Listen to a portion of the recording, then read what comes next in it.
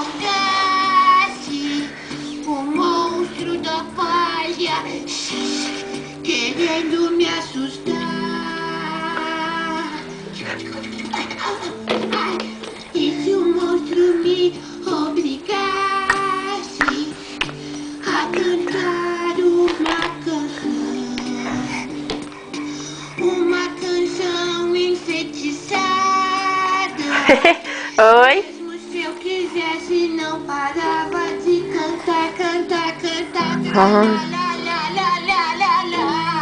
Ai, se eu quisesse chamar minha mãe, a canção não me deixava.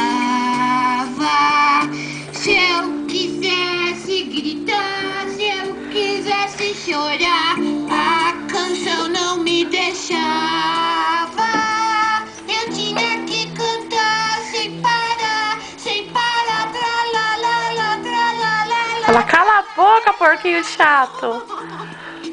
E se a minha mãe ouvisse eu cantando essa canção? Tá, Juju? E se ela pensasse assim? Bom, o porquinho tá cantando, então tá tudo bem.